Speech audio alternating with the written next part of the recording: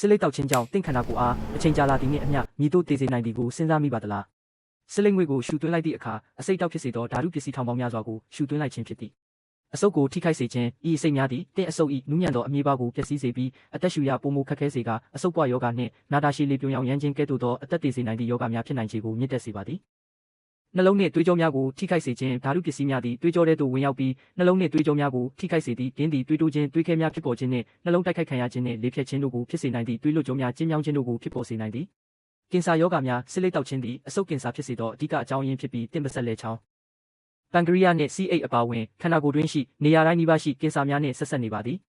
ကိုခံစွမ်းအားနှင့်ဒနာပျက်စီးခြင်းဒင်းသည်တင့်ကိုခံစွမ်းအားစနစ်ကိုအားနည်းစေပြီးအနာကျက်နှုန်းကိုနှေးကွေးစေကာကင်ဆာပိုမိုလွယ်ကူစွာကြီးထွားလာစေရန်တင့်နာကိုပင်ပျက်စီးစေပါသည်အချိန်ကြာလာသည်နှင့်အမျှရေကျိုးတက်ရောက်မှုများသည်စုပေါင်းလာပြီးတင့်အသက်ကိုနှစ်များစွာလျော့ကျစေပါသည်မြည်သည့်အသက်အရွယ်တွင်မဆိုစစ်လိပ်ဖြတ်ခြင်းကပျက်စီးမှုအချို့ကိုပြန်လည်ကောင်းမွန်စေရန်စတင်နိုင်ပြီးတင့်ကျန်းမာရေးကိုတိတိတတ်တာတိုးတက်စေမည်ဖြစ်ပါသည်